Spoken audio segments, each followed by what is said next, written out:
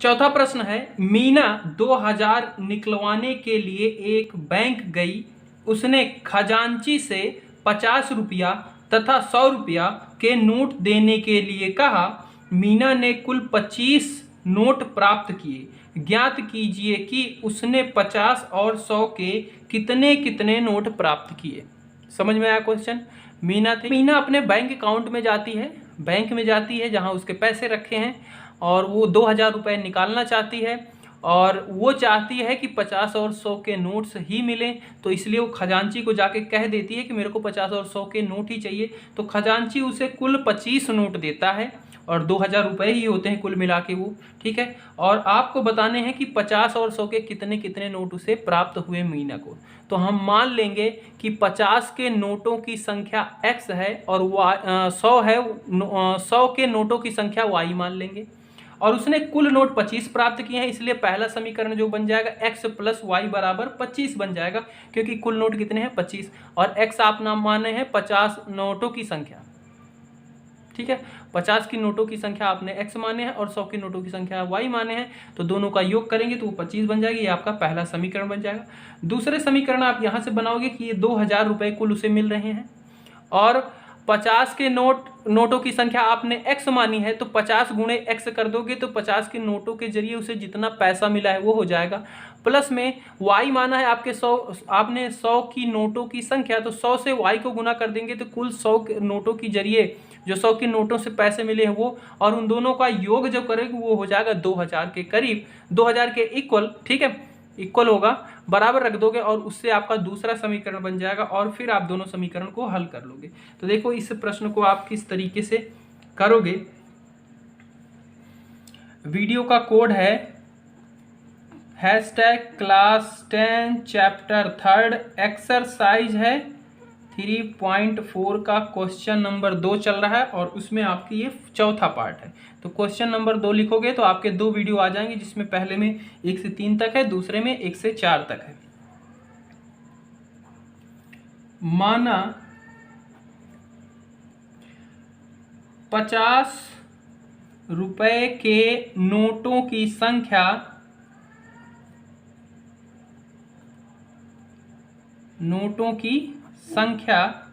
x है, 100 रुपए के नोटों की संख्या y है, ठीक है। और पहली शर्त अनुसार, क्योंकि पहली शर्त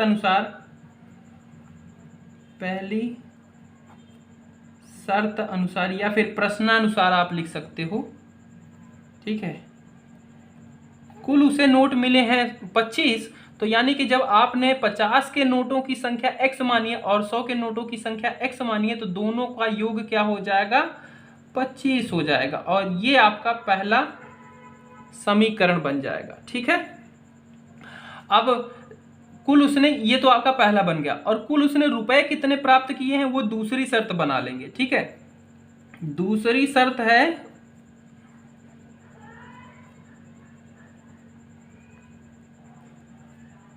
कि उसे मिल रहे हैं कुल कितने 2000 रुपए मिल रहे हैं, और जब x है क्या 50 के नोटों की संख्या, तो 50 गुने x कर देंगे तो ये हो जाएगा आपका, 50 गुना x कर देंगे तो 50 की नोट और जितनी उनकी संख्या है, जैसे 50 की एक नोट है तो 2x, अगर 2 नोट है 50 की तो ये हो गया 50 गुना कर देंगे, ठीक है, समझ रहे हो ना, तो 200 हो जाएगा। उसी तरीके से जब x माना है आपने 50 की नोटों की संख्या, तो 50 गुने x कर देंगे जितने रुपए होंगे, प्लस 100 गुना y कर देंगे जितने रुपए बनेंगे, वो क्या है आपके 2000 के इक्वल है।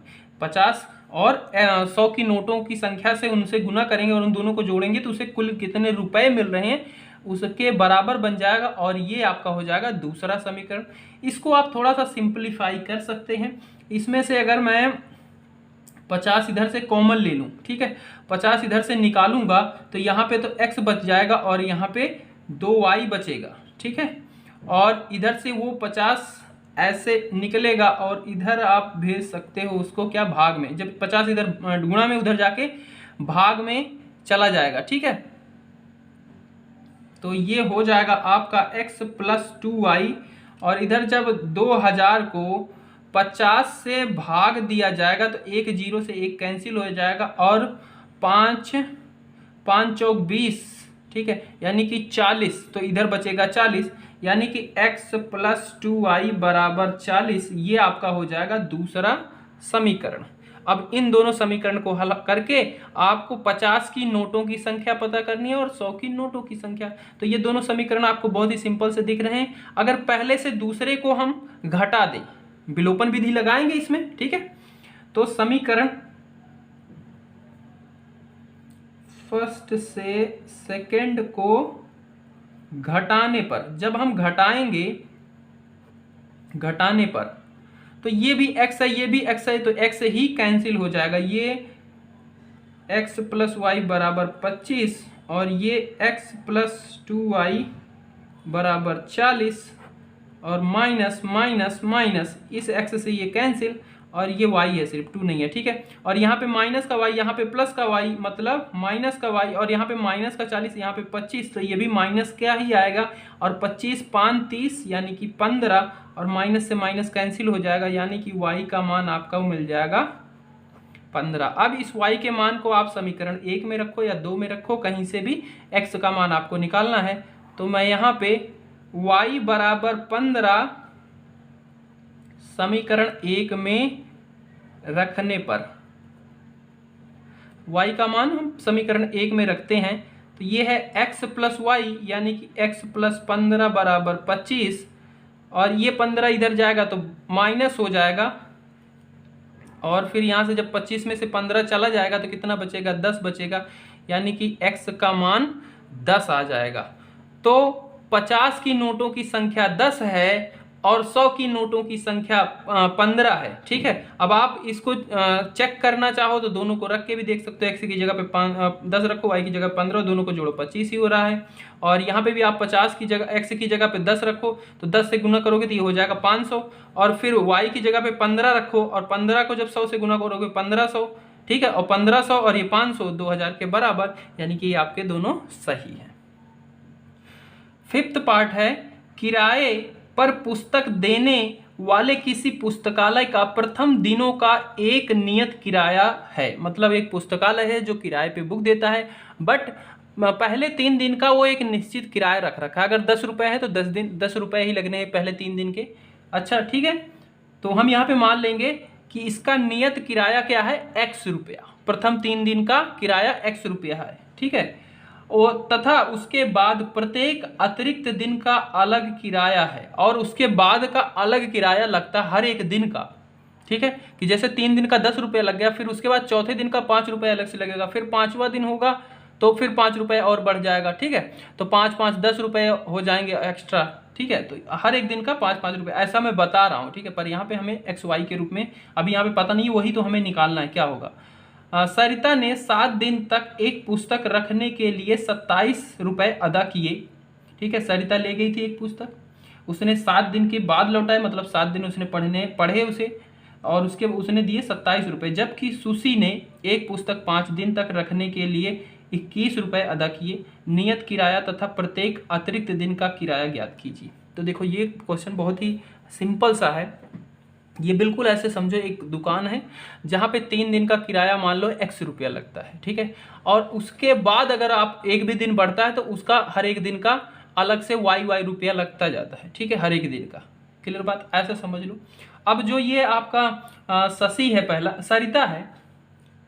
सरिता है, इसने क्या दिए हैं, 7 दिन के बाद पुस्तक दिए हैं। 3 दिन का तो x हो जाएगा, और फिर हर एक दिन का y रुपया लग रहा है, तो 4 गुणे y बराबर 27 कर देंगे। देखो इसको कैसे करना है। माना प्रथम 3 दिनों का किराया x रुपया है, ठीक है, x मान लिया, और प्रत्येक, और उसके बाद हर एक दिन का किराया जो लगता है उसको लिख लेते हैं, प्रत्येक अतिरिक्त दिन का किराया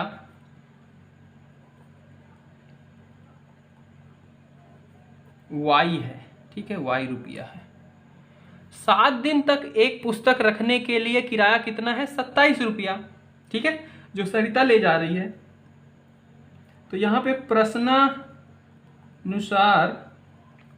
सरिता ने दिए हैं 27 रुपया, तो प्रथम 3 दिन के तो x रुपया ही हो जाएंगे, प्लस में 7 दिन ले गई है यानी कि 3 दिन तो ये निकल गए, और उसके बाद 4y, क्योंकि प्रत्येक दिन का अतिरिक्त किराया लग रहा है, प्रत्येक दिन का हमने y मान लिया है, तो 4y बराबर कितने दिए हैं उसने? 27 रुपया दिए हैं। 3 दिन का जो किराया था प्लस हर एक दिन y रुपया लग रहा है, और 4 दिन और हो रहे हैं, ठीक है, क्योंकि 3 दिन इधर निकल गए, 4y ये हो जाएगा बराबर में 27। ये आपका पहला समीकरण बन जाएगा, ठीक है। और उसके बाद शशि जो है वो 5 दिन तक पुस्तक रखने के लिए 21 रुपया दे रही है। तो सुशी है, सुशी 5 दिन का 21 रुपया अदा किया है, ठीक है। तो ये कैसे बन जाएगा इसका समीकरण? तो पहले 3 दिन का तो x रुपया लगेगा, ठीक है, कुल वो 5 दिन ले जा रही है, तो 3 दिन का x रुपया, और फिर 2 दिन का, 1 दिन का y रुपया आपने माना है, तो 2 दिन का 2y बराबर क्या हो जाएगा? 21 रुपया। ये आपका बन जाएगा दूसरा समीकरण, और आप इन दोनों समीकरण को हल कर लोगे बस। अभी बहुत सिंपल सा दिख रहा है, विलोपन विधि से आपको x यहाँ पे आराम से विलोप कर सकते हो। बस क्या करो, पहले समीकरण से दूसरे समीकरण को घटा दो। समीकरण 1 से 2 को घटाने पर, जब 1 से 2 को घटाएंगे तो x प्लस 4y बराबर 27 हो जाएगा, और x प्लस 2y बराबर 21 हो जाएगा। और यहाँ पे माइनस कर रहे हैं तो इनके सिंबल बदल जाएंगे, ये प्लस माइनस, ये क्या है माइनस और प्लस, तो ये हो जाएगा 2y, क्योंकि 4 में से 2 चले जाएंगे, और बराबर में इधर क्या है 21 माइनस में है, और ये 27 क्या है प्लस में, तो 27 में से 21 चला जाएगा तो कितना बचेगा? 6 बचेगा। और यहाँ से y बराबर क्या आ जाएगा? 2 है, तो 2 तिहाई, यानी कि y बराबर 3 आ जाएगा। और इस y का मान आप समीकरण 1 में रख के देख सकते हो, वहाँ से x का मान निकाल लो, तो y बराबर 3 समीकरण 1 में रखने पर, y बराबर 3 जब समीकरण 1 में रखेंगे तो x प्लस 4y, y की जगह पे 3 बराबर 27, और ये हो जाएगा 4 तिहाई 12, और x का मान हो जाएगा 27, और ये 12 उधर जाके क्या हो जाएगा? माइनस का हो जाएगा, और 27 में से 12 चला जाएगा तो उधर से 8, और इधर से 7, 7 दूनी 14, 1 15, यानी कि 15 आ जाएगा। x का मान 15 आ जाएगा, y का मान 3 आया है, यानी कि प्रथम 3 दिन का किराया उसे लग रहा है 15 रुपया, और प्रत्येक अतिरिक्त दिन का 1 दिन का किराया जो है वो 3 रुपया लग रहा है, ठीक है। अब यहाँ पे आप रख के भी देख सकते हो, क्योंकि सरिता ने जो दिए थे 27 रुपये दिए थे 7 दिन का, तो प्रथम 3 दिन का किराया 15 रुपया हो गया, और फिर उसके बाद 7 में से जब 3 चले गए तो 4 बचे, और 4 गुणे, क्योंकि अतिरिक्त प्रत्येक दिन का y लग रहा था, y का मान 3 आया है, तो 4 तिहाई 12, 15 और 12 कितना हो जाएगा? 27, यानी कि आपका क्वेश्चन सही है। तो ये आप लिख सकते हो कि प्रथम 3 दिन का किराया 15 रुपया, और प्रत्येक दिन का किराया अतिरिक्त प्रत्येक दिन का 3 रुपया लग रहा है।